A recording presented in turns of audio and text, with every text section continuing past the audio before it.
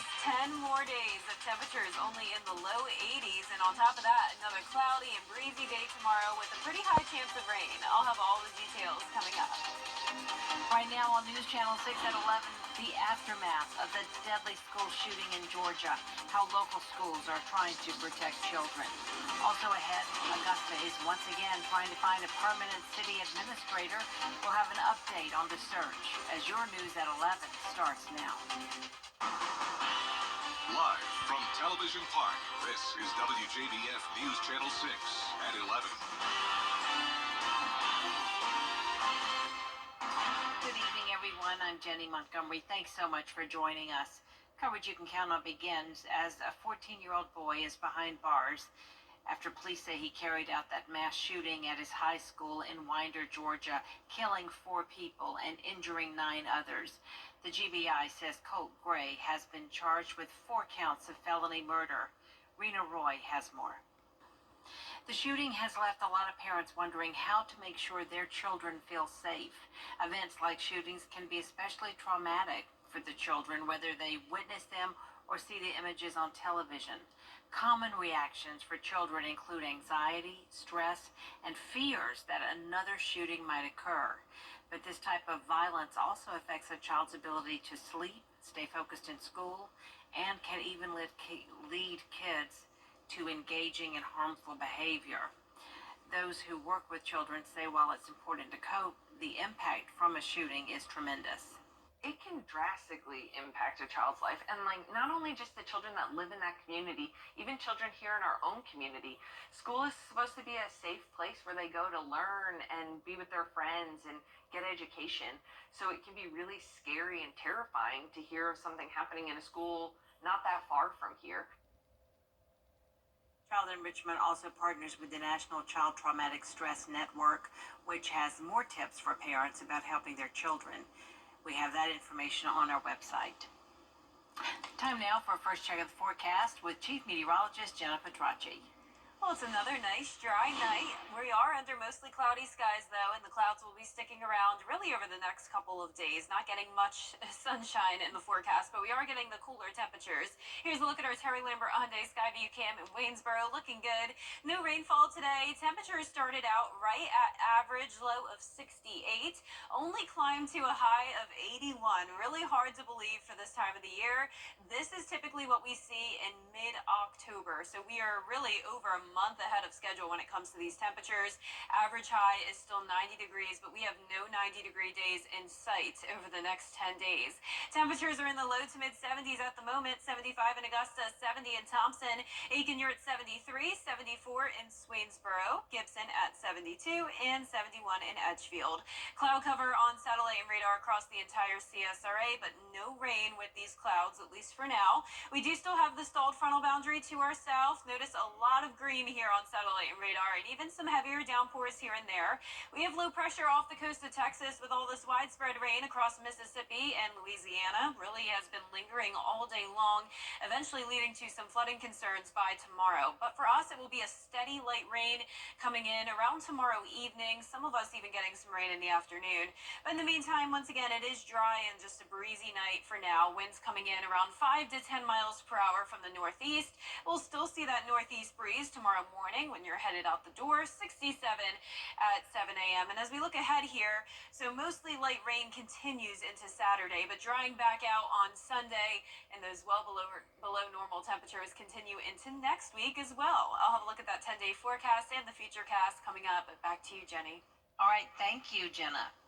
Augusta leaders are going to try again to name a permanent city administrator, and some are not happy about it. It's been centers and isn't limited to only being able to break a tie. A famous novelist is being remembered and recognized in Augusta this week, just in time for his birthday. Isabella Moody has more. The Lucy Craft Laney Museum of Black History has dedicated a bench to the famous novelist and writer Frank Yerby. Frank Yerby was born in Augusta, Georgia, September 5, 1916, and died in 1991 in Madrid, Spain. He had many accomplishments in his lifetime that are now being recognized by his hometown. He's an author that penned 33 novels and became perhaps the first black writer to become a millionaire just from writing. And then the most intriguing thing of all is three of his novels got picked up by Hollywood and turned into motion pictures during a time in our society of Jim Crow and segregation. An author from Augusta, who is a part of the Augusta Literary Festival, has always been inspired by Yerby and is glad the Garden City is shining a light on everything he accomplished. Great to see all of these recent accolades and attention and interest that he's getting in the city. I finally feel like he's getting his just due. Not only is the museum dedicating a bench in honor of Yerby, but they are also honoring him near where he grew up in Augusta. Yerby was born and grew up near Hall Street off of Laney Walker. So tomorrow we'll have the honorary street naming of Hall Street as Frank Yerby Street. And so we just thought it appropriate to name the street even in an honorary capacity after him. After the unveiling, they also showed one of the 3 movies that were made from his books, The Foxes of the Harrow. In Augusta, Isabella Moody, WJBF News Channel 6. Coming up, fall allergy season is upon us. We'll have some tips from health experts on how to ease the symptoms. And coverage you can count on continues. And luckily, the rain we're getting over the next couple of days will make the allergy season a little bit more tolerable, at least for now. Low pollen levels for your Friday, but then medium levels Sunday and Monday as we dry back out. The full forecast after the break. Are you ready to launch one-day sale? The Live 5 for 6 Skyview Network, sponsored by Terry Lambert Hyundai. Now, your most accurate forecast with WJBF Live 5 for 6. Welcome back. Here's a look at our Terry Lambert Hyundai Skyview Cam at Wellstar MCG Health. Nice dry conditions for us this evening. Temperatures near average for now. The cloud cover overnight is definitely helping to keep things a little bit warmer overnight, despite the cooler temperatures in the afternoon. So we're sitting at 75. Dew points in the low 60s. Northeast wind around 8 miles per hour. 71 in Washington, 72 in Louisville. Van Berg, you're at 74 degrees, 73 in Aiken, and 71 up in Saluda. Cloud cover pretty much across the board here, and as we zoom out, most of Georgia and South Carolina dry. Some coastal showers and storms, and then very widespread rain over in Mississippi and Louisiana, all part of that low pressure system that we're watching. We are under the wedge setup as this low pressure gets closer to us and becomes pretty much intertwined here with that stalled frontal boundary. So a lot of heavy rain across the Florida Peninsula, southern Georgia, really across the entire Gulf Coast. But we also have the high pressure to our north, bringing in the cooler and drier air at the same time. So some of our northern counties won't really get as much rain as some other places tomorrow, and you'll see that in a moment on our future cast. But just know that there definitely is a pretty high chance of rain no matter where you are tomorrow. Cloud cover, breezy winds from the northeast, and unfortunately it will be a pretty wet football Friday night. So Game Night Live forecast in Aquinas is showing 76 at kickoff. So at least with the cloud cover and rain, we don't have to worry about any dangerous heat. So that's the plus side here. But you can see on our future cast tomorrow morning at 6 a.m., mostly dry conditions, a few stray showers here and there. And then as we go into the late afternoon and evening, rain is pretty much taking over, but the heavy stuff is staying to our south. Low pressure moves right over the CSRA by tomorrow morning and then pretty much exits out by the afternoon.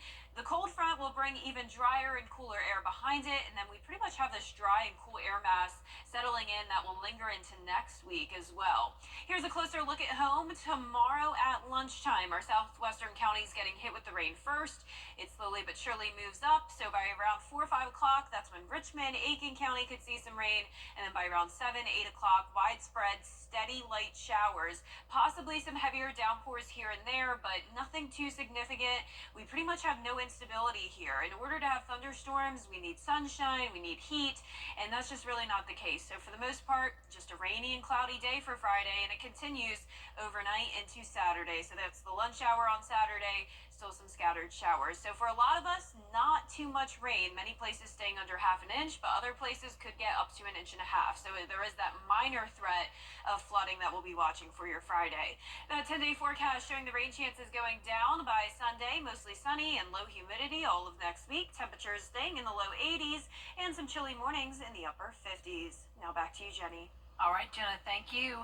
If you are sneezing a little more than usual and your eyes itch more often, it could be due to ragweed. Experts say ragweed season typically starts in late August and lasts until the first frost closer to October. It could be the reason for allergy symptoms, including scratchy throat, itchy and watery eyes, and excessive sneezing. But local environmentalists say that ragweed is often a resource for some wildlife. Ragweed's definitely everywhere, and if you're like me, you're suffering right now versus the spring for allergies, which is really difficult. But it is actually a really key component to a lot of the species here. So it's a late blooming kind of fall plant. There's a lot of butterflies and a lot of moths that really need it. If you do suffer from allergies, doctors say it's best to take medicine before the pollen affects you, but there are over-the-counter medications you can take. Still ahead, with the presidential debate just days away, former President Trump is talking about his plans for the economy. We'll have the latest in the race for the White House. The coverage you can count on continues. But first, the winning numbers in tonight's South Carolina lottery: pick 3, 2, 4, 5. And your pick 4 winning numbers tonight: 3, 6, 8, 6, Fireball 4. Coming up, the NASCAR Cup Series playoffs begin this weekend in Atlanta, and it is week 4 of Game Night Live. Hepzibah visiting the Aquinas Fighting Irish. Kira Goldstein is up next with sports. You can't always choose the weather, but you can choose your weather app. Go with the most accurate and most trusted, the Line 536 mobile app. Download it today. Now, WJBF sports coverage you can count on. Friday is week 4 of our high school football coverage, which includes Game Night Live, and our team will be heading to a brand new stadium this week as Aquinas hosts the Hepzibah Rebels. These two teams will meet for the first time on Friday as Hepzibah looks to bounce back from their loss to Laney. Both teams are 1-1 so far on the season, with Aquinas looking to start up a winning streak. The Rebels know that quarterback Jim Franklin is going to be a threat, and Hepzibah head coach Daniel Dorsey spoke about how they plan to address him, as well as the other key factors that would help the Rebels get back in the win column. He's a really great player. He's a high-level player. Obviously, he's a Division I quarterback. He has all the tools. Basically, we're just trying to, limit our mistakes. Can't really focus on the other team. Just kind of limit what we're doing. Making sure they understand that the little things add up, and they create big plays, and they create big things and big opportunities for you on Friday nights. Friday's kickoff is at 7:30 p.m. You can catch the action with the whole Game Night Live crew over on MeTV. The Atlanta Braves are back in action on Thursdays. They look for a series sweep over the Rockies. They got off to a great start, bottom of the first with 2 on. Ramon Laureano line drives it to left, which will bring in Soler. Braves are on top early, 1-0. But then from there, the Rockies would put 3 unanswered runs up on the board to get the win 3-1. They'll avoid the sweeps, and next up for the Braves, they'll host the Blue Jays for a 3-game series that starts on Friday at 7:20 p.m. inside Truist Park. Over in the racing world, NASCAR held their media days this week ahead of the 2024 NASCAR Cup Series playoffs, the 10-race tournament that will whittle the field of 16 drivers down to the 4 who will race for the championship in November. The first race on Sunday will be at the Atlanta Motor Speedway, which features a reconfiguration of the track and makes it feel more like a super speedway race. That has some drivers feeling pretty nervous. I'm nervous about it, and I think if you ask everybody, they're going to say the same thing, because at Atlanta, most of us feel like our hands are tied, and we know that if it's in our control, we can have good races, but on the same breath, there's going to be wrecks. There's going to be massive wrecks that take out a lot of cars, so you just have to be on the good side of that. I think it's a race that you could very well win, and you could very well wreck in the first 5 laps. It's just such a wild card. It's such a hard race to kind of plan for. It's got a different feel every time we go there. It's a really big gut check for all the playoff guys. The race in Atlanta starts at 3:30 p.m. on Sunday. We'll have updates for you throughout the 2024 NASCAR playoffs. And finally, it is time to vote for our Football Friday Night Player of the Week. This week's nominees are Evans E.J. Hogan, Augusta Prep's Bo Polcha, Silver Bluff's Draylon Brown, Fox Creek's Makai Quiller, and Strom Thurmond's Deontay Phillips. The poll is on WJBF.com, and you can vote once a day until Friday at 11 p.m. The winner will be announced during our Football Friday Night show, so be sure to get your vote in as we pick our Football Friday Night Player of the Week. That does it for sports, and we will be right back. Loose shingles, leaky. Starting at 1 on BTV. An old relic in an attic really pays off. Turns out the discovery was a 17th century Rembrandt painting. The work was tucked away with a collection of heirlooms and antiques with a label on the back stating it was previously loaned to the Philadelphia Art Museum. And the painting just sold at an auction for $1.4 million to a European buyer. The auction house says the artwork was painted on a cradled oak panel and encased in a hand-carved Dutch frame and was impeccably preserved for its age. Wow, stunning. Gorgeous. I What need to go a check great my find attic. in an attic. Right? Yeah. I need to go rummage through some boxes. Yeah, I know, right? Really cool. Well, our 10-day forecast showing the cloudy skies sticking around along with a high chance of rain tomorrow and still light rain on Saturday morning, drying out on Sunday, and looks great next week. And that is our report for now, everybody. Thanks so much for watching. Make sure you download our mobile app for breaking news and weather. Mary Morrison and Barkley Bishop will be here at 4:30. Good night.